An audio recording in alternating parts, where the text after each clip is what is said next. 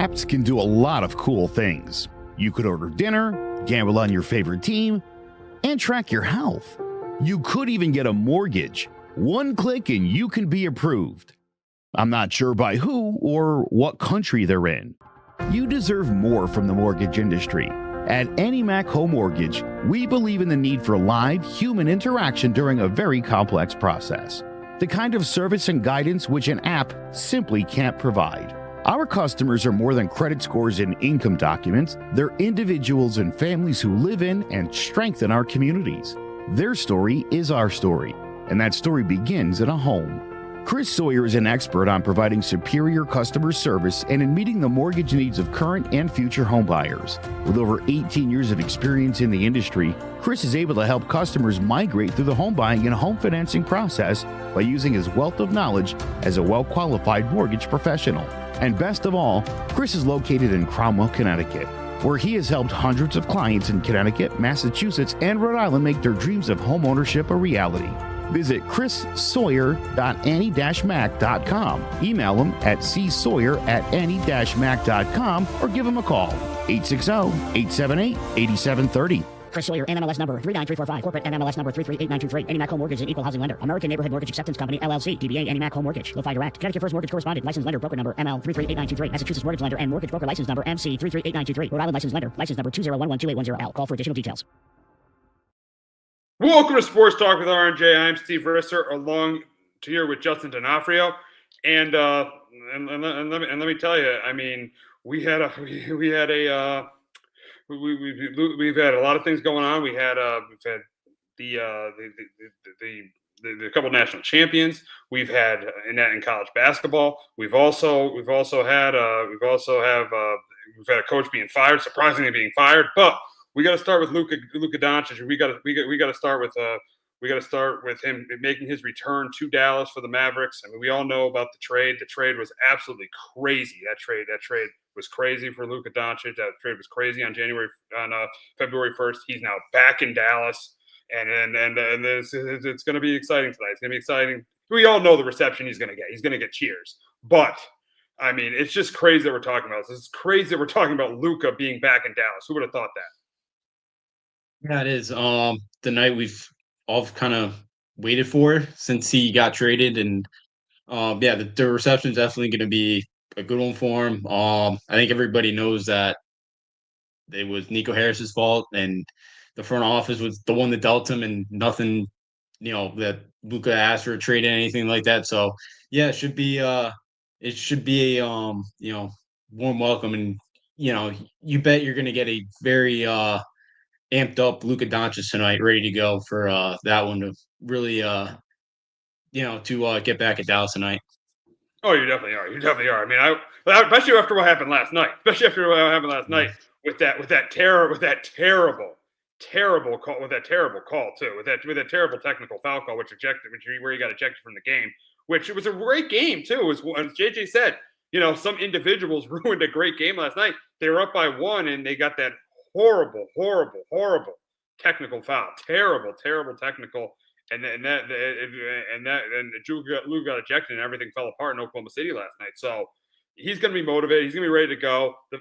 It's going to be so emotional for him going back to a place where he led this. I mean, Dirk pretty much passed the torch to him.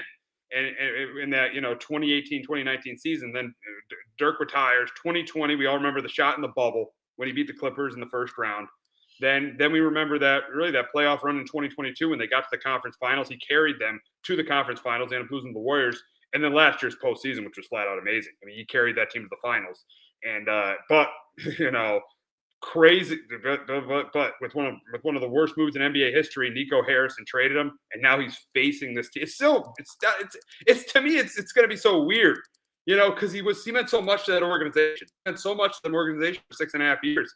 He's actually playing them in Dallas tonight.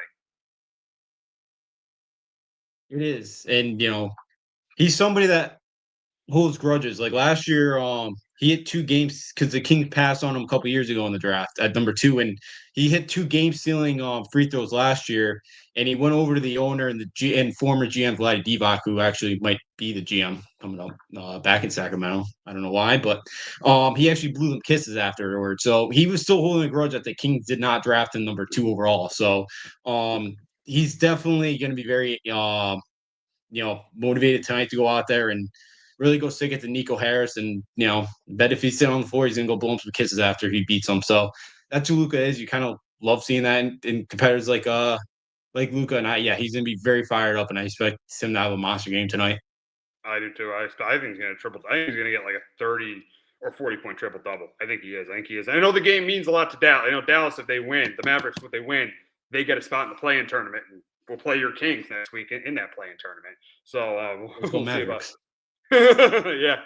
So we'll see there, because if the Mavs win, they eliminate the Suns. Who, listen, they're going to make the Mavs are definitely going to make the play-in tournament, because the Suns aren't the Suns would have to win out and the Mavs would have to lose out, and there's no way, the way the Suns are playing, they're going to win out. But yeah, it should be a very emotional night. This should be a very interesting night. But for the Mavs fans, there is no way, and I know this isn't going to happen, there should be no boos. There should be no boos from Mavs fans. It's not like you ever wanted out. It's not like you ever said anything negative about your organization. There should be no boos. He should get no boos. He should get no cheers. He should get a standing ovation. They're going to have a video tribute to him. He should absolutely get a standing ovation. There should be no boos in Dallas tonight with his return. Yeah, I can't imagine there will be. I think, everybody knows that it was on Harris. The rest of the front office, he hasn't really said a bad word either about, any of the fans or anything like that. So, I imagine it's going to be a lot of cheers tonight, and, a good standing ovation for him, because, he's a important pillar for that organization the last couple of years. And, he's a huge part of that, helping getting that team get to the finals last year. And, we just saw that, he just didn't have enough around him to knock off that Celtics team that just has way too much talent. So, it's there's gonna be a lot of cheers for him tonight. Oh, there absolutely should be. I mean, just what he's meant for this franchise, what he's meant for this team, and now going to the game tonight. Now, will the Lakers bounce back and win his return? I think they will, because this game means so much to Luka, and the Lakers are playing for a ton right now. They're the number 3 seed, but they could drop to like the number 7. They could drop into the play-in tournament. They could drop into the. It's funny. The funny thing is there could be a way these two teams could play on Friday night for a playoff spot. That's the crazy thing, but I don't think it's going to happen. I think the Lakers are going to win tonight, but this game means a lot to the Lakers. This game means a ton to the Lakers, so I don't think there's any way the Lakers lose in Luka's return. I don't think they're the better team. They got stuff to play for. I don't think there's any way they lose in Luka's return. I think they're if they win this game, they're in really good position to get the number 3 seed. I just think there's no way they lose tonight in Luka's return. Yeah, I don't think so either. Dallas, they've been okay, and they've been up and down kind of since the trade happened. And I know AD's kind of questionable tonight, or game time decision. If he can probably play, he's going to play, but they don't have Kyrie Irving either for the rest of the year too. So I think this LA team, even coming off of back to back, I think this LA team would be pretty motivated tonight, and definitely be led by Luka Doncic. Yeah, I definitely see that. I definitely see them bouncing back tonight and getting a win and putting themselves in position to get to one of the top 3 seeds in the Western Conference. I could see that. But moving on to the Mavs angle of this, and the question is, because the Mavs, they haven't clinched a spot in the play-in tournament, but they're going to be in the play-in tournament. They're going to be playing in the play-in tournament next week against your Kings. It's pretty much certain that they're going to play your Kings. And we don't know where the game's going to be yet. Is it going to be in Sacramento? Is it going to be in Sacramento on Wednesday night, or is it going to be in Dallas? So we're not certain where the game is going to be played, but to me, there's no question they're going to be in the play-in tournament. But the question is, should Nico Harrison be fired if the Mavs don't get out of the play-in? And I'd say yes. I know a lot of people. I think he's not, because they're going to want to see it through with Kyrie and AD. But who knows when Kyrie's going to come back from his torn ACL? He might miss the entire season next year. And AD, he's getting old. He's getting a little bit older. So I think yes. If they don't get out of the play-in tournament, you traded the guy that made you a title contender year in and year out. And so I think absolutely. I think there's no question to me that Nico Harrison should be fired. If the Mavs don't get, even if they lose to the Grizzlies, even if they say they win it, beat your Kings. If they don't beat your Kings, he should definitely be gone. without question. But say they beat your Kings, they lose to the Grizzlies, and they lose to the Grizzlies or Timberwolves, and in the second game of the playing tournament, the game that decides who gets the number 8 seed. He still should be fired. He still should be fired because he traded the franchise guy. I think if they don't get out of the play-in, he should be gone. Yeah, he should be.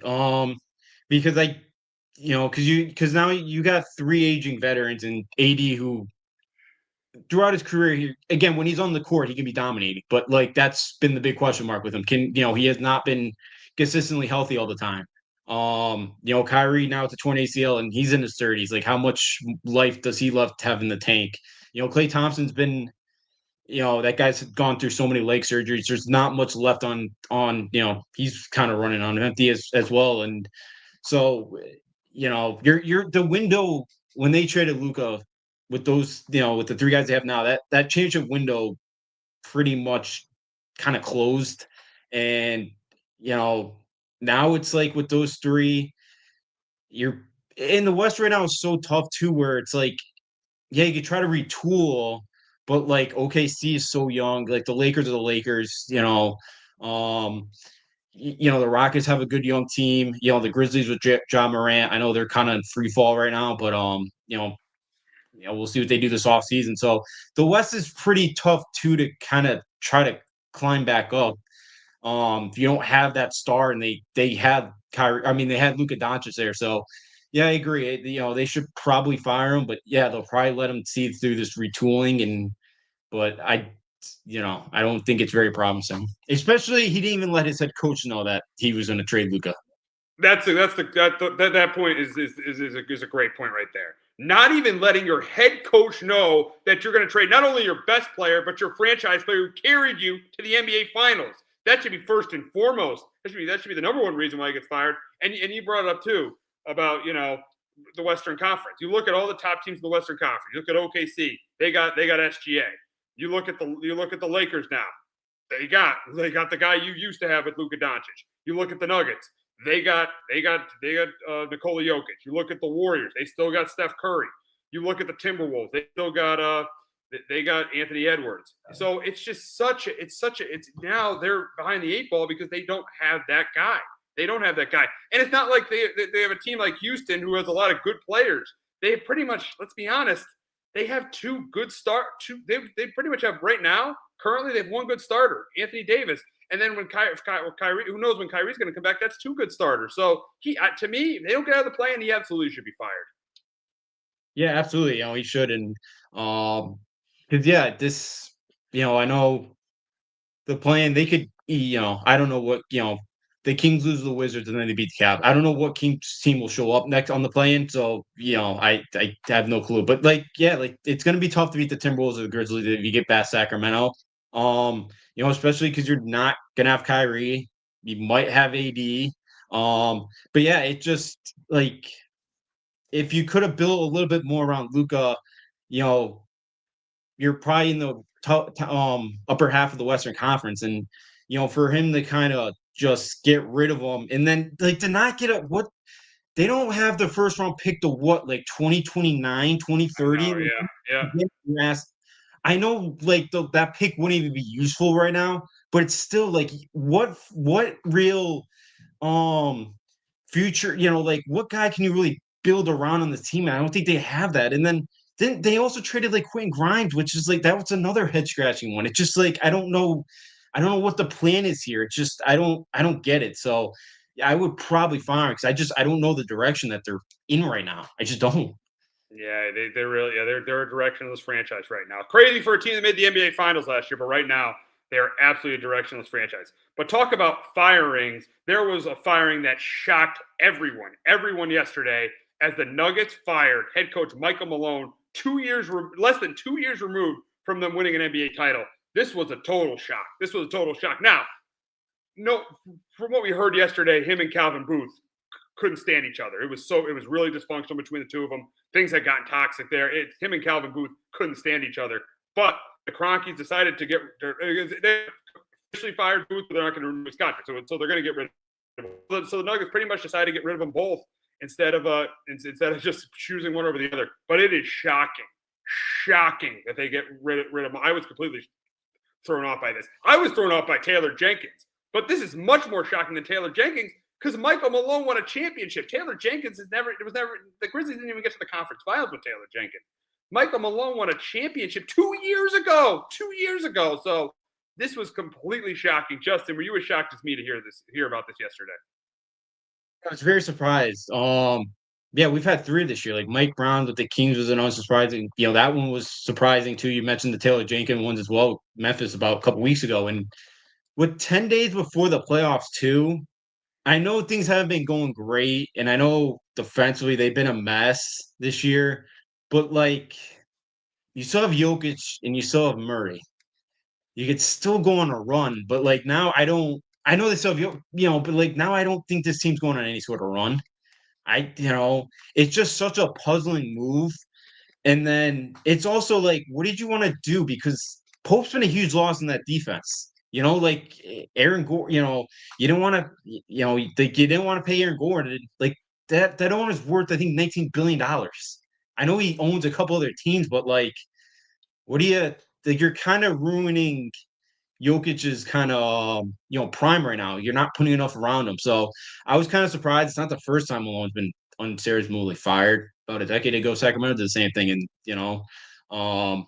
it's just so I'm surprised. I think he's one of the better coaches in the sport. And yeah, 2 years ago, the guy won a title. And, we've seen it. Budenholzer too, Milwaukee got cut pretty quickly. Wasn't there another one too that won a title and was fired pretty much immediately too? Yeah, Nurse. So, yeah, Nurse, so. Yep. 4 of the last Coach 6 coaches.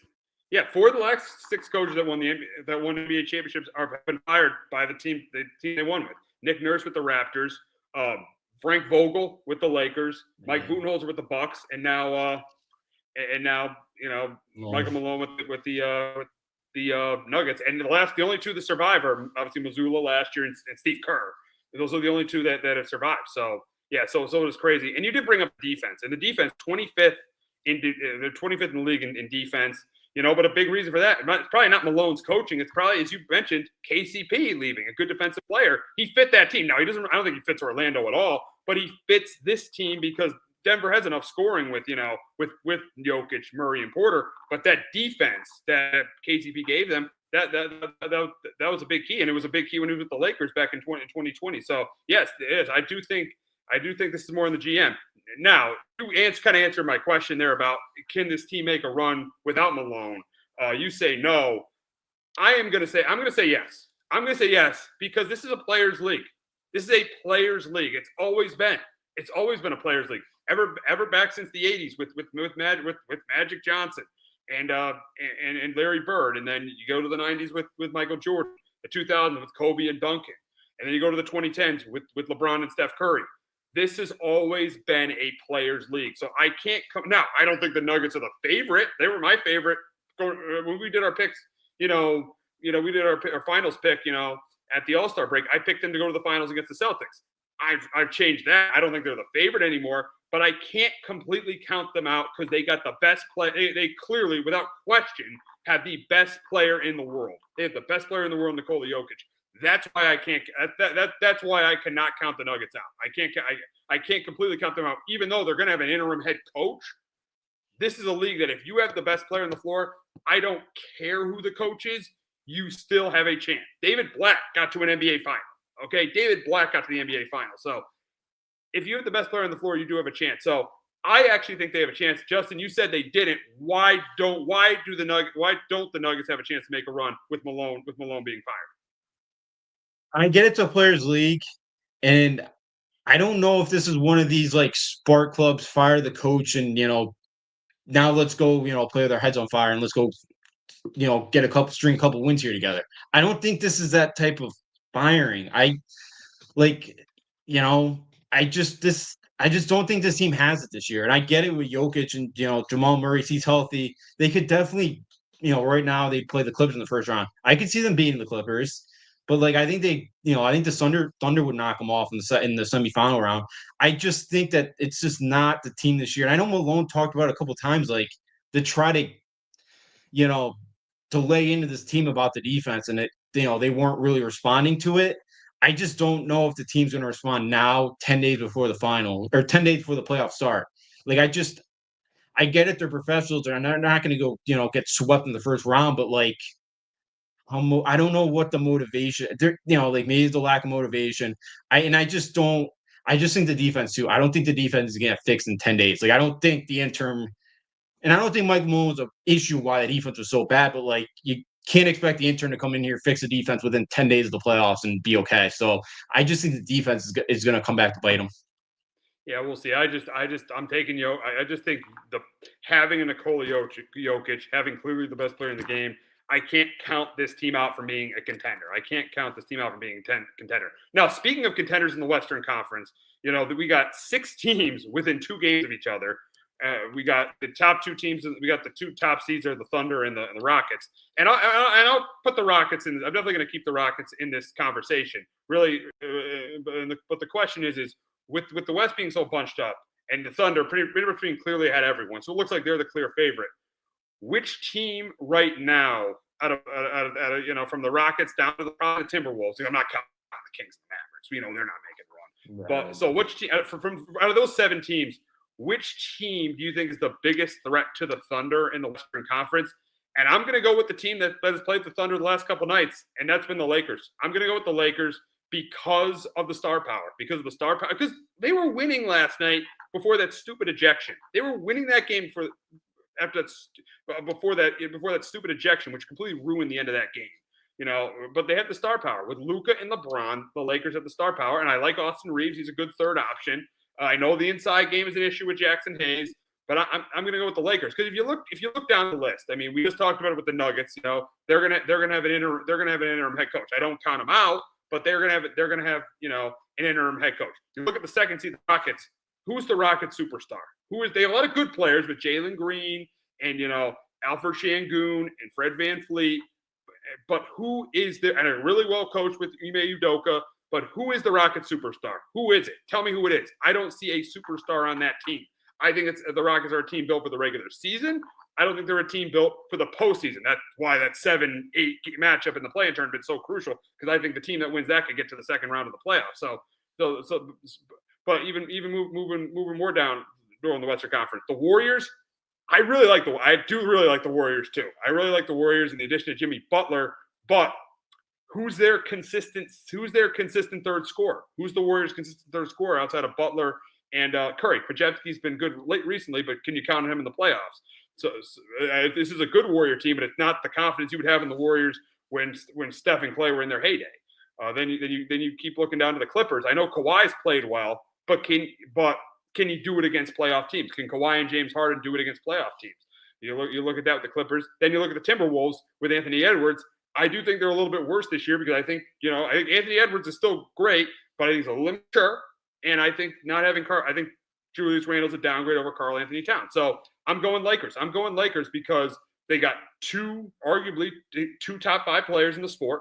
I'd say top 10. I'll probably say top 10. I probably won't put LeBron top 5, but you could argue LeBron top 5. So they got arguably two top 5 players in the sport, and they have a good player in Austin Reeves, and Rui Hachimura is a pretty good 3-point shooter too. So I'm gonna be. To me, it's the Lakers. Yeah, that's what pains me, but it's Golden State. That's a good. That was my second. That was my second. Yeah, I see with the Lakers too, but since Jimmy Butler was traded, when him and Curry are on the floor together, they're 21-3. Those two, they've been on fire lately. Kaczynski, you mentioned, been playing better. Moses Moody's a decent one too. That again, he's a 38% 3-point shooter. Like, you worry more about Curry and Butler, and you kind of, aren't as tight defensively on Moody. But, he could drop 4 or 5 threes on you and kind of cost you. And they still got, I like, Kevin Looney down low defensively. He's an interior guy. Draymond Green's still there. And I just like the way this Warriors team's playing. Kind of, again, it's probably one more run here for Curry and co.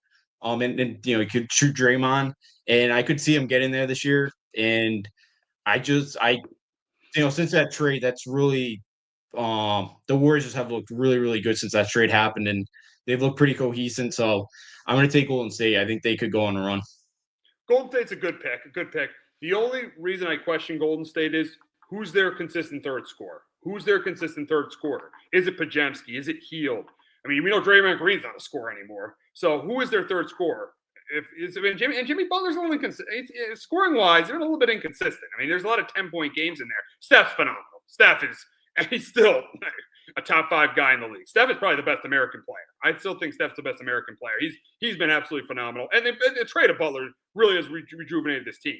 I'll say that. My issue is who's the consistent third scorer? Where you look at a team like the Lakers, they have 2 top players, and they have a consistent third scorer in Austin Reeves. That's why I like the Lakers a little bit better. And I know the Warriors beat them last week, but Luka had probably one of his worst games since he's been with the Lakers. So I'm going to go with the Lakers, but I do like the pick. I do like the pick of the Warriors.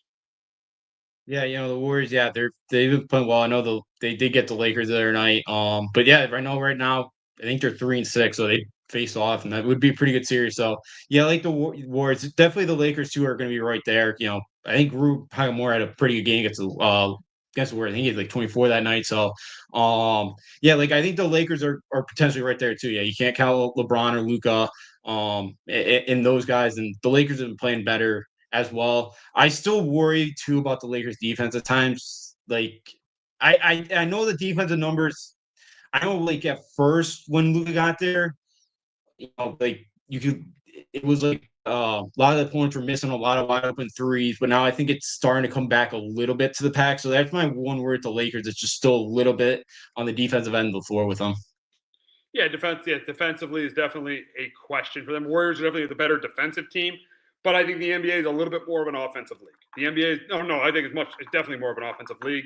And I'm going to go with the offense. I'm going to go with Luka. I'm going to go with LeBron. And I'm going to go with Austin Reeves. But I do think the Thunder have put them – now, seeing the firing in Denver – because Denver would have been if Malone would have stayed, Denver probably would have been my pick because of Jokic. And they've done it before – and this group has done it before, 2 years ago. But seeing that Malone's gone now, I think it's the Lakers. But right now, for me, the Thunder are clearly – even though – this version of the Thunder has never gotten to a Western Conference final. I think they're going to learn from what happened last year in the playoffs, and I do think right now they should definitely be the favorite to win the West.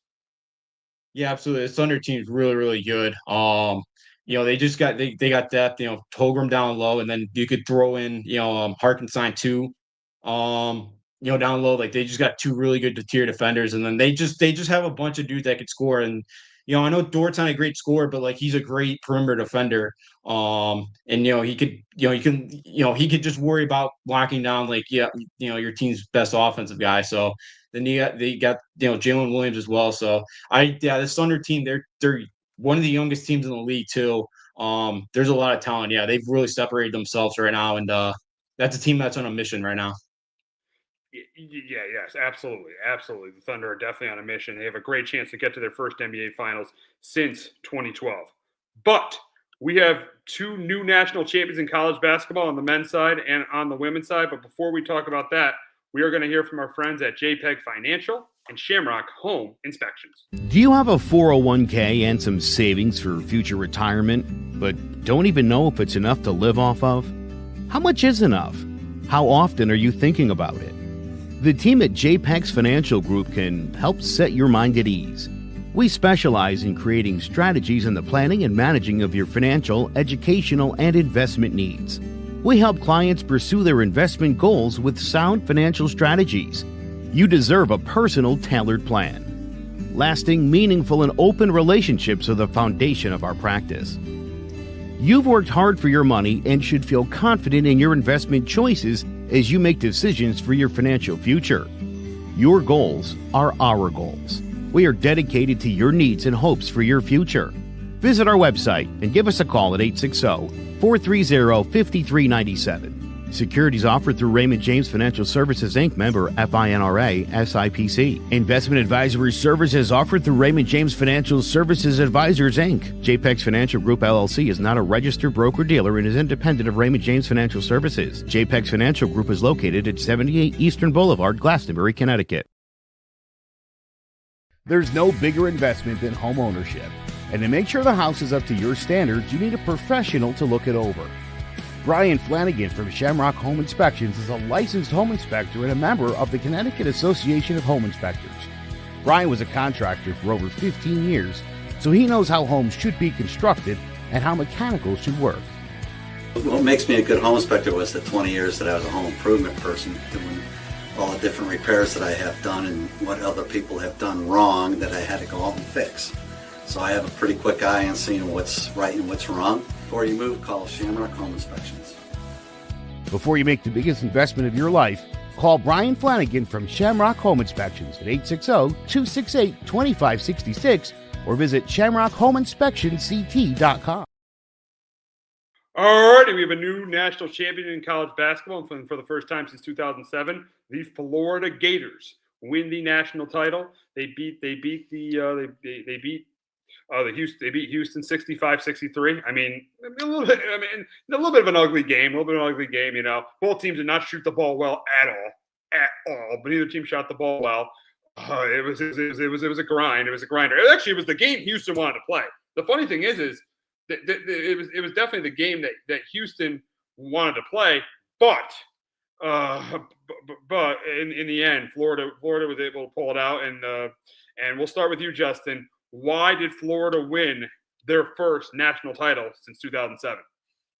Number one, it was the defense. Towards that end of the game, you know, Will Richardson got the steal and sharp there with about 26 seconds left. Walter Clayton with the closeout on the final play of the game there was huge. And then in the final minute 20 there, you know, Florida forced four turnovers there. And, you know, they kind of got back into the game too with some big defensive stops as well there. So the defense was a huge part of Florida's victory. Number two is Will Richard.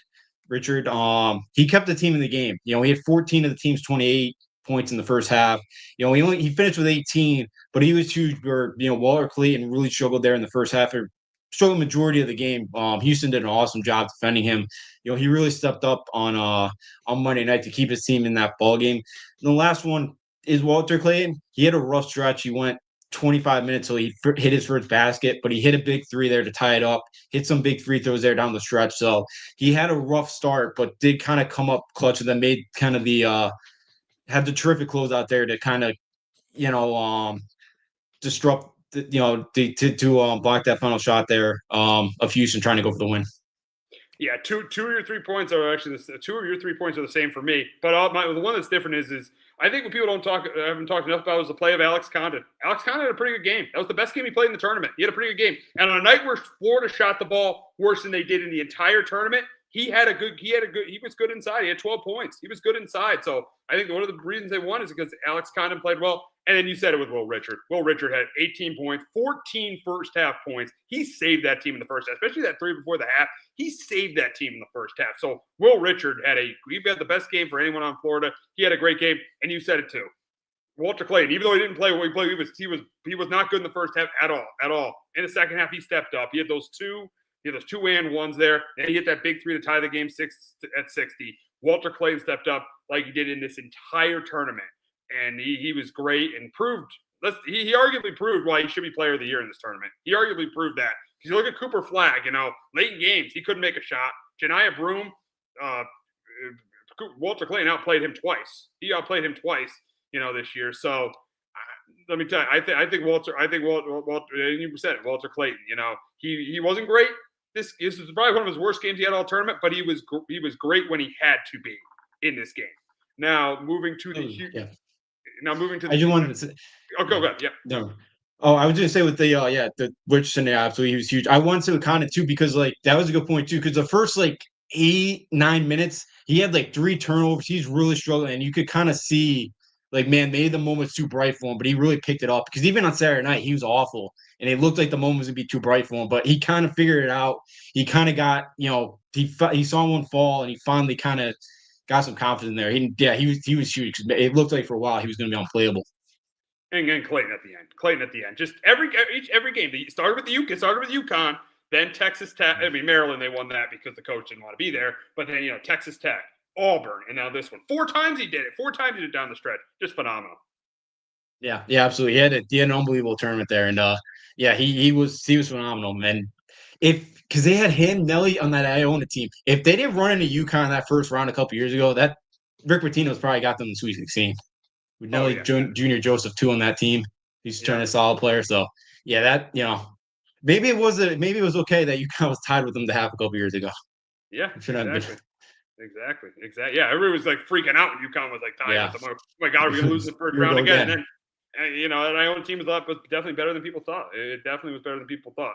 Now we move on to Houston and why they lost this game. And Justin, I'll let you go first. Why did Houston fit? Why does Houston still not have a national championship? Number one was the turnovers. For the first 38 minutes and 40 seconds of that game, they had 5 all game. The last minute 20, they had 4, and all 4 of those possessions, they had 4 possessions there. They didn't get one shot off.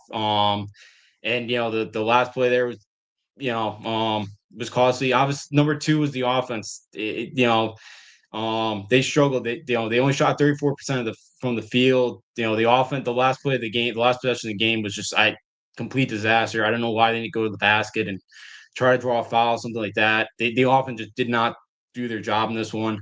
And then the last one for me was their inside game too. That was missing against Florida.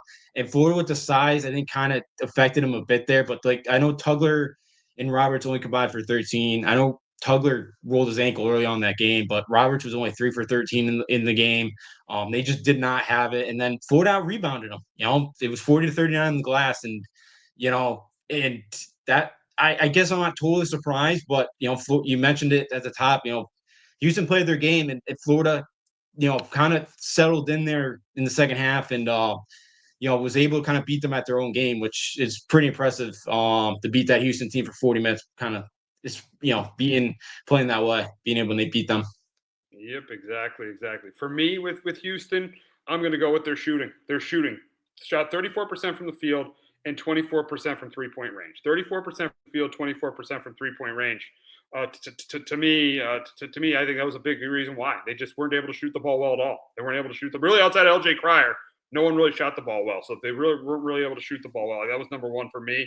Number 2, and this goes back to LJ Cryer. LJ Cryer was the only player in double figures. LJ Cryer was the only player in double figures.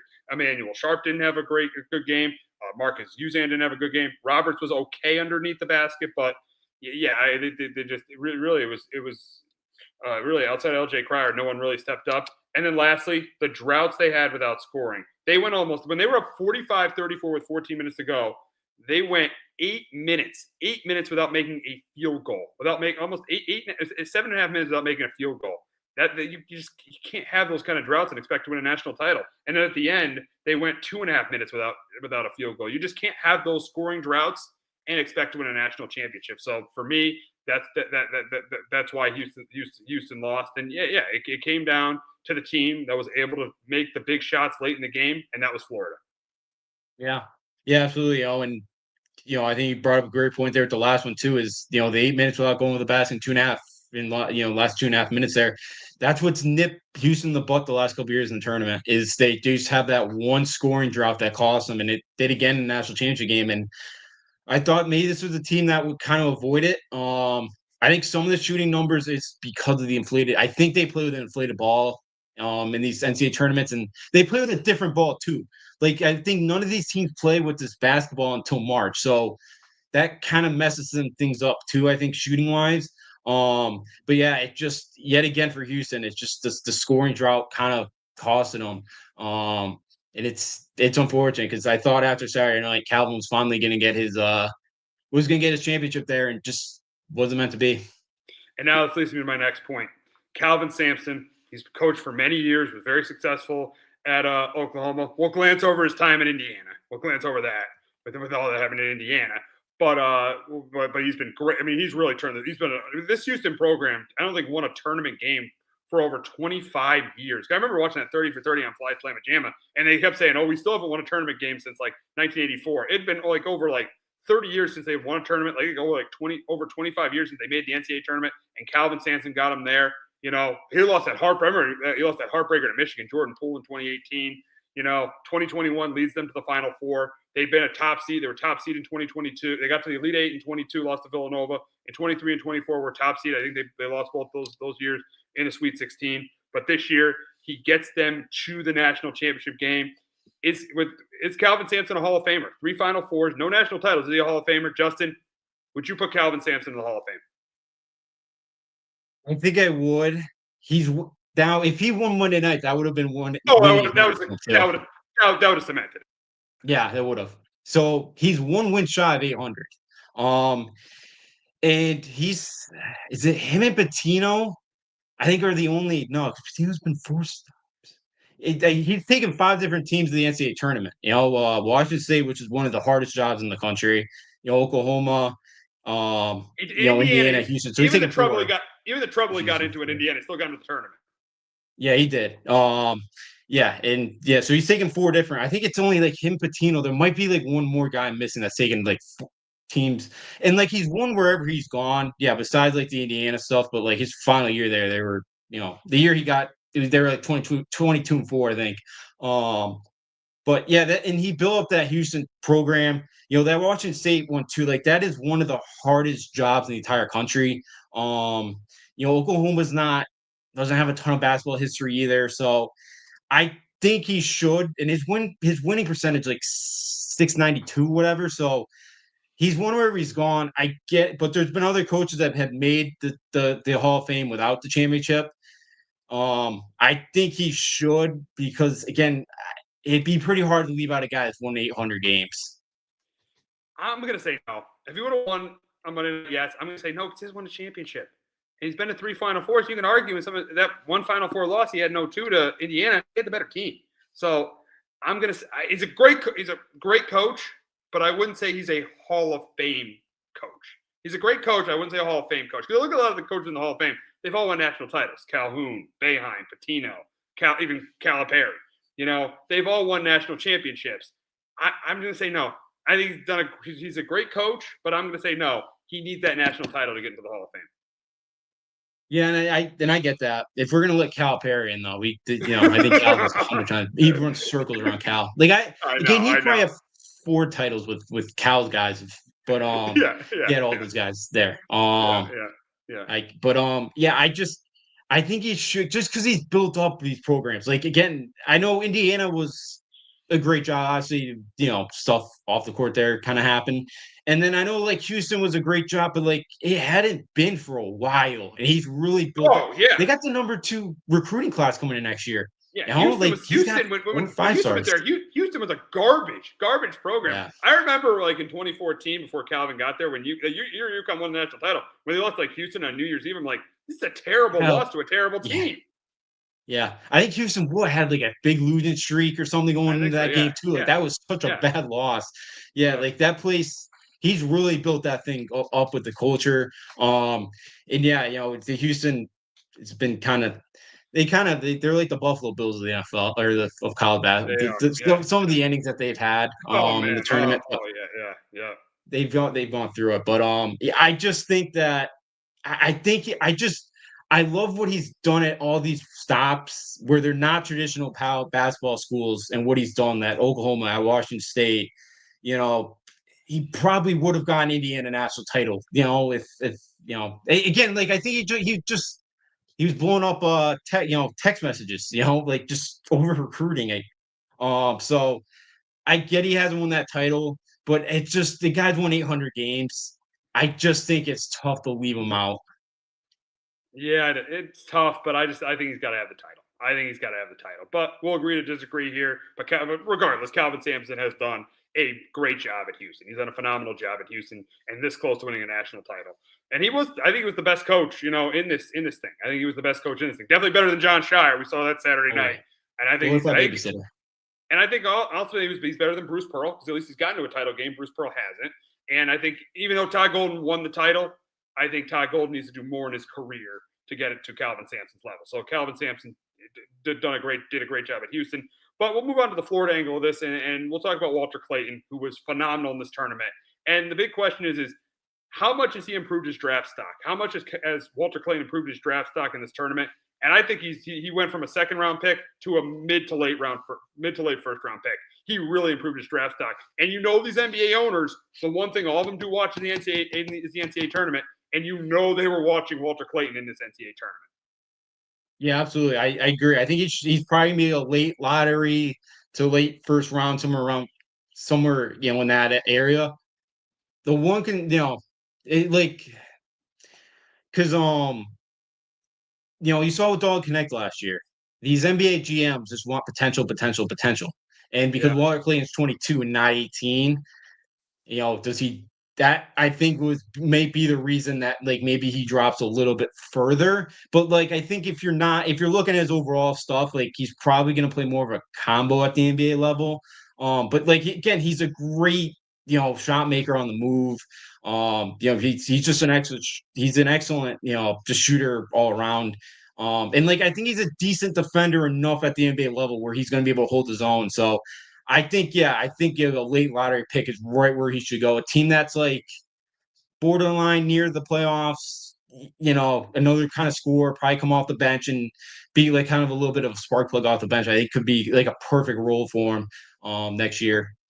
Yeah, I could see that. I definitely could see that with Walter Clayton. Yeah, a guy who can a guy who could like come off the bench. I think that's what he's going to be in the NBA. Like, the fourth or fifth best player on a team, a guy who can come off the bench. Yeah, very similar to not as a sharpshooter as Connect, but similar to a guy like Connect, a guy like an Edie, a guy who can come on, who could be the fifth best player on a team, a guy who can come off the bench. I definitely could see that in Walter Clayton, a guy if you're in that 20 to 25 range, instead of reaching for a guy with potential, you don't know what he's going to be like in the league. How about just go with the sure thing in Walter Clayton? So I think definitely a mid to late first round pick for him. But moving on to the women's side, UConn won its 12th national title on Sunday, beating South Carolina 82-59. And now that Gino has 12 national titles, more than John Wooden, the big question is where does this title put Gino with the best college basketball coaches of all time? And I'll go first here. I'm going to say it's very close between him, Coach K, and Wooden for me. Very close between Coach K and Wooden. I'd probably take Coach K over him because he did get to 9. I know you're upset about it, but Coach K got to a ton of Final Fours, got to 9 national championship games, won 5 national titles. So I probably would take Coach K over him. I probably would still take Wooden over him too because he won 11 national titles. But he's right there with them. I mean, he's done.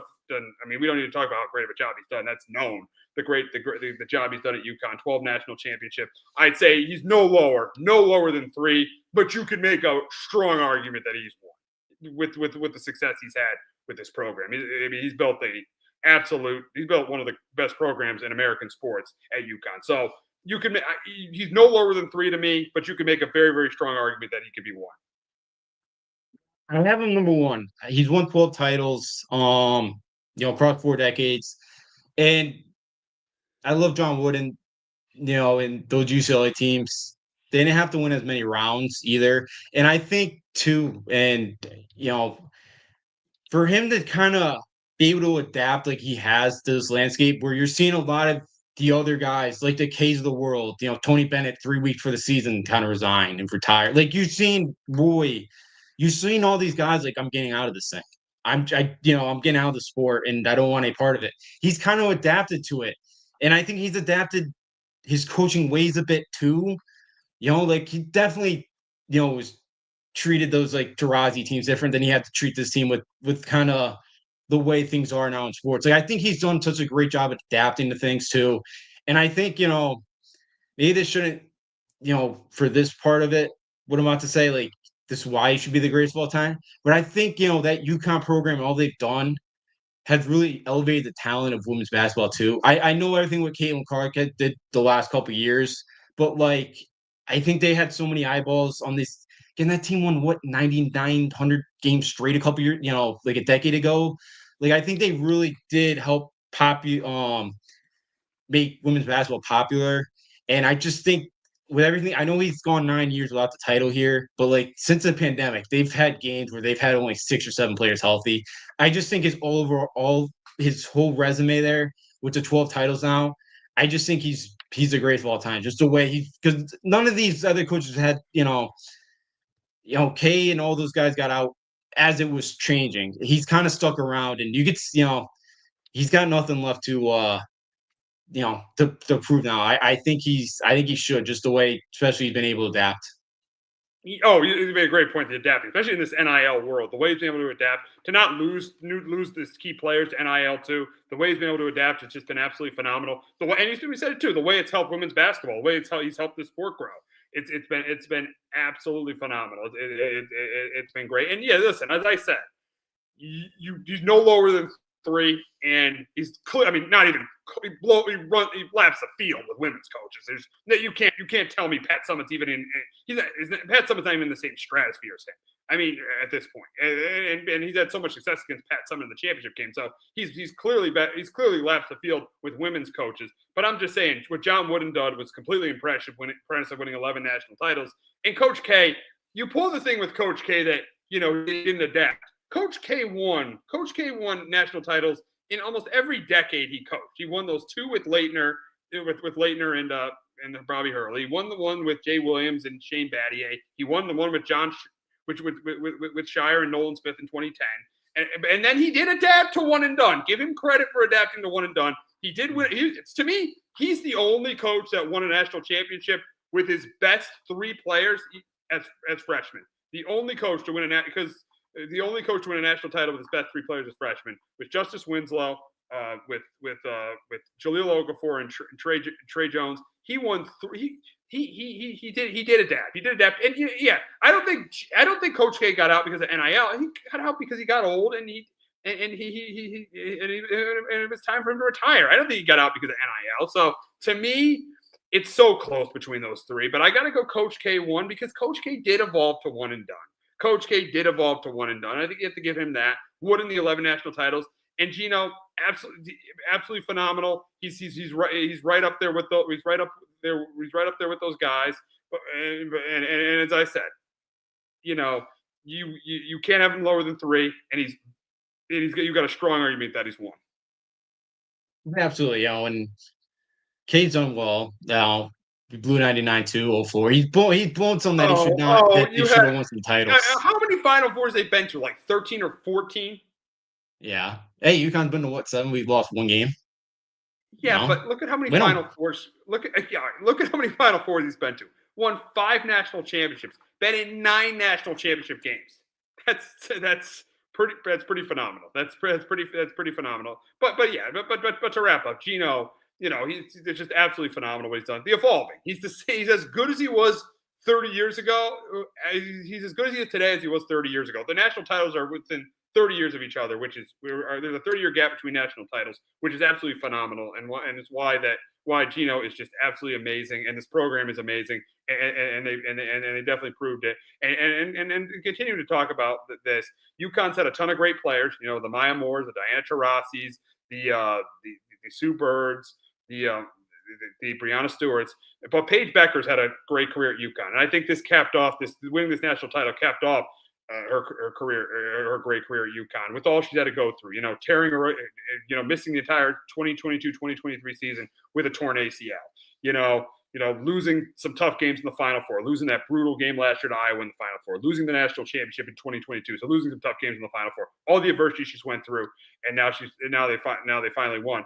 The big question is where is Paige with the best UConn women's basketball players of all time? And I'm going to say top 5. I'm going to go 1. I'm going to go Diana Taurasi. Number 2, I'm going to go Brianna Stewart.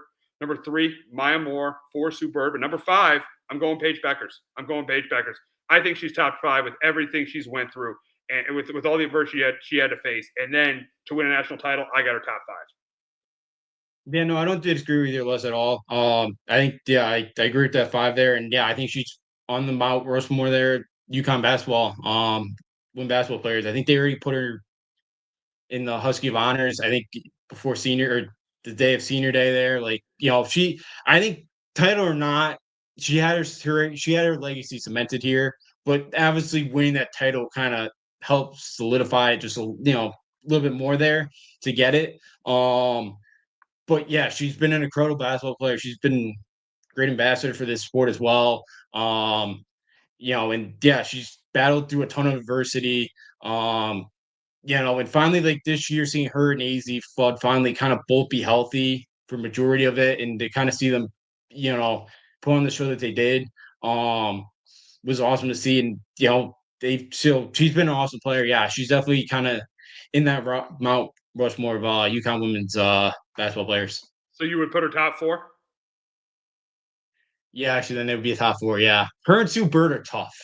Yeah, it's tough because Sue Bird, won that second where she arguably wasn't the best player Yeah. on but she kind of was.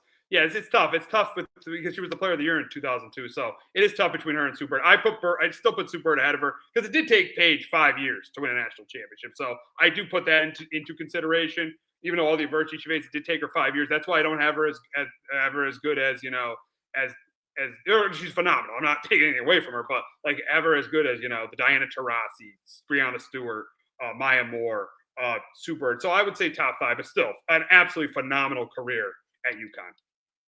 Yeah, no, absolutely, she has, and she's been awesome. And you know, again, yeah, it's fine. It was great to see her get this title because, I know that they've been snake bitten over the years with all the injuries and stuff, and it was awesome to finally see Paige kind of end it there with the title. And yeah, they made it look easy. The biggest margin victory in a Final Four game against UCLA, winning by I think 34. Like it, that final month, they really figured out the final like 2 months of the year, and it was because after they lost Tennessee, I did not think they were going to win a title. They looked awful that night, and the defense kind of got it going. And yeah, Paige was a huge point of that, especially the way she's scoring down stretch. Yeah, absolutely. And you talked about the team and the way they came on at the end of the year. And our last question is going to be is where does this UConn championship, where does this UConn team rank with the great UConn teams of all time? Now, to me, it can't be ahead of the 6 teams that went undefeated. The 2002 team, the 2016 team, the 010 team, the 09 team, the 95 team, or the 2014 team. I can't put them ahead of those teams because they went undefeated.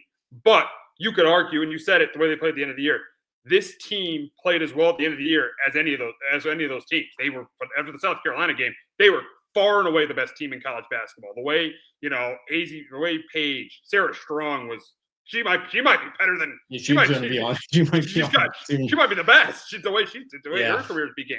Sarah Strong's been phenomenal. Easy fun.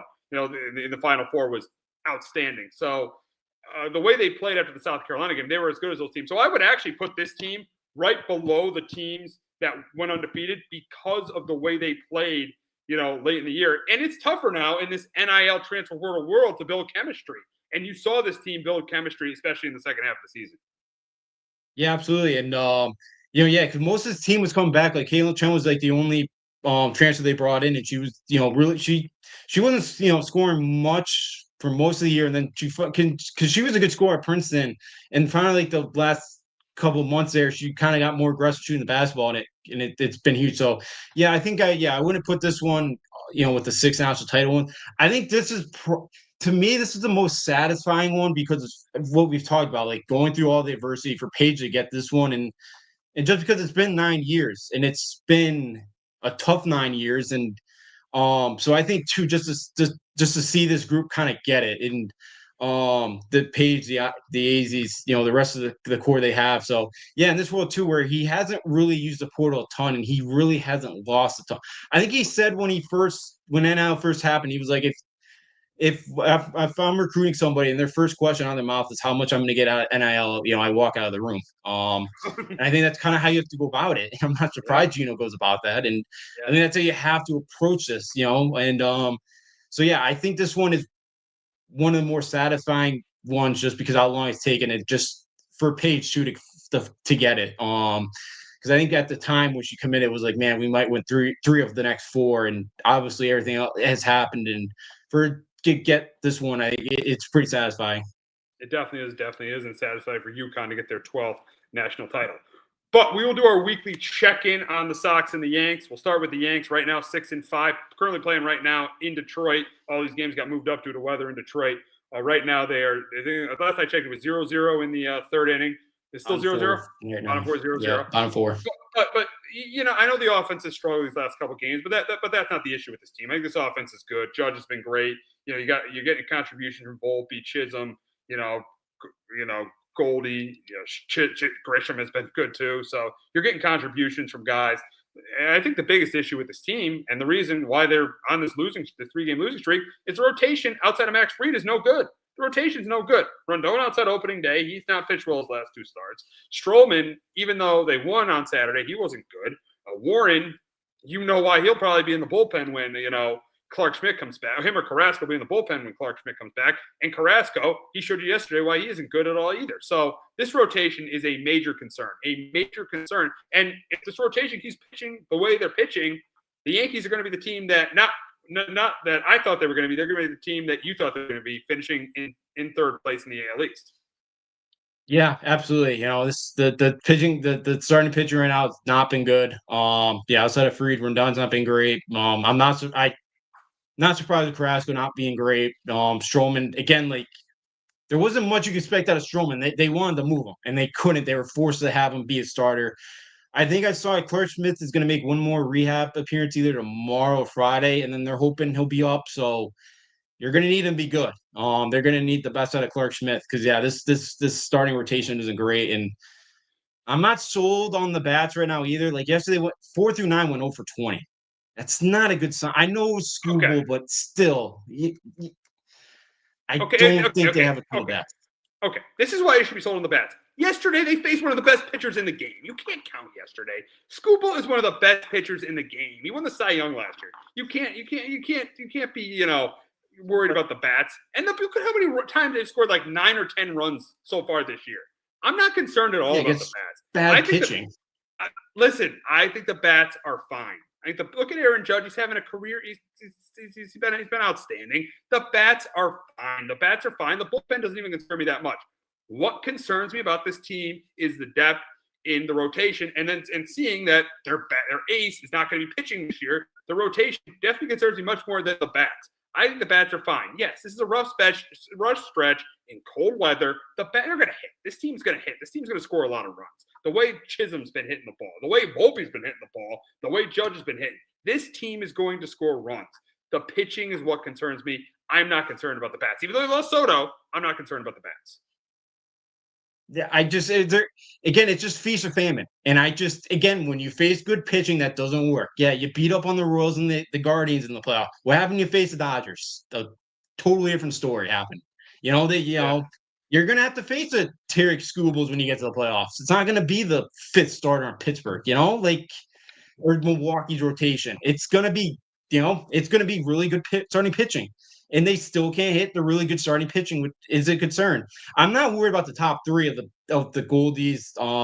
Bellinger's in there and Judge, but it's like, I know Chisholm, he got to a fast start. Maybe he doesn't like playing the cold. I know he's in Miami for forever, so maybe he just doesn't play well in the cold. Dominguez really hasn't been great. Yeah, Volpe's hasn't been bad. He's been decent. I worry about the depth, and I don't expect Stan to be back anytime soon. I definitely worry about starting pitching too, but I do have some concerns about this lineup. But I agree too that the rotation is a mess right now, and it's with all the injuries, and they're really going to need you might have to find answers quickly here because I know you can't win the division. I'm not saying they're going to fall way out of it, but I know Baltimore hasn't been great. Now Boston's been up and down too, but you don't want to fall too far behind too quick with the starting pitching. Because you set up yourself for third place in this division. Yeah, we'll see. We'll see what happens with the Yankees. And now talking about an inconsistent offense, that's been the Red Sox. Feast or Famine has been the Red Sox. You look at their home series too. You look at their home series. I mean, they scored, they scored 13 runs, they scored 18 runs, and then the last two nights they get 1 run and 2 runs. So they've been feast or famine. I like Bregman. I think Wilbur Abreu has been really good. I'll give you that with Wilbur Abreu. He's been hitting the ball really well. Abreu's been hitting the ball well. Outside of the the 4-hit night, Devers has struggled. I'll say that. Christian Campbell has hit well. Cedine Rafael has struggled. So has Duran. So that's been a feast or famine on offense.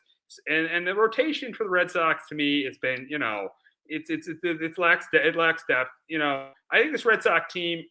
I think right now they need to get more depth in this road. There needs to be more depth in the rotation. Yes, Bello getting healthy is going to help, but other guys got to hit too. Other guys like Duran, guys like Devers and Rafael got to start hitting. Especially Devers got to be more consistent. And Rafael and Duran got to start hitting. I just think this team has been very, very inconsistent to start the season. You've seen splashes of them like this weekend how they could be a playoff team, but you've seen other like the last two nights how they're a team that could be just what they've been like the last 3 years. A team that could win 78 to 81 games and miss the playoffs. Yeah, they're definitely another team that's got to get healthy in rotation. I think Bello's got another 1 or 2 rehab starts where they kind of think he's gonna be ready to go. I don't know on Giolito yet. Maybe I think he also's got like 2 more rehab actually too that they want him to throw 1 or 2 more as well. So you might get 2 guys back, in a couple weeks maybe there, which is gonna help the rotation out because like right now Sean Newcomb, he's not look good. Richard Fitz as well. They haven't pitched well. Like even Bueller right now hasn't got off to a great start. So yeah, the rotation two's got some question marks. They need to get healthy like the Yankees do in that area. And yeah, their offense definitely been more feast or famine as well. They destroyed the Cardinals pitching, which again isn't nothing too special. And then yeah, the last couple of nights, yeah, like same thing. It's been pretty cold up there, but yeah, to get kind of shut down by Easton Lucas was kind of surprising. And last night too, Crochet looked good, but Bregman made an error and it kind of the inning kind of got away from him there. So Crochet was pretty solid on the mound last night in his first start in Fenway. But yeah, the offense right now is kind of feast or fan. They got to get it going too. And yeah, maybe it's the same thing with the Yankees. Maybe it's just cool. Ball just doesn't jump off the bat the same way it does when it starts to heat up in a couple weeks. Yeah, we'll see there. We'll see their Red Sox right now start the season at 6-6. But we'll wrap up talking about the Masters, and the big question going into the Masters this weekend is Scotty Scheffler, who won the Masters 2 of the last 3 years, is he the clear favorite to win the Masters? And I'm going to say yes because I think it's his tournament. I think it's Scheffler's tournament. Roy McIlroy is the number 2 player in the world. He's his biggest contender, but Roy McIlroy hasn't won a major since 20. Roy McIlroy hasn't won a major since 2014. He hasn't won a major since 2014. And he's never won the Masters. So I'm gonna say yes. I think Scheffler should be the clear favorite to win the Masters. I think he should be as well. I think he should be with the way he played last year. And there's a couple guys too, like Artbarg, I think could kind of give him, could kind of contend with him up there. Yeah, Roy's kind of the same. Like Roy just can never win or can never win a major. He just hasn't in years. So, Phil like finished second a couple years ago. Maybe Phil has a huge weekend and can kind of surprise and contend. But yeah, I think Scheffler, he's been pretty consistent ball for the last couple years. I do think he'll figure, he will win the Masters this year. Yeah, we'll see. We'll see. I think Scheffler wins it for the 3rd time in 4 years as well. But that's going to wrap it up this week on Sports Talk with RJ. But we will be back next week talking about the play-in tournament in the NBA. That begins next week. We'll keep talking about the Yankees and Red Sox and any NFL news that comes our way as we head towards the NFL draft. Have a great weekend, everyone. Hello, my name is Joe Aguirre. I'm the president of Clovercrest Media Group. And here at CMG, we have a wide variety of podcasts, including sports shows like Keys to the City, The Roll Call, Throwing Jabs, All 4 Downs, and Jawing About the G-Men. And great true crime shows like Sticky Week, Crimes and Consequences, Ivy League Murders, and Bird, the unsolved murder of David Eichmann. You can find all these podcasts and so much more by visiting clovercrestmedia.com.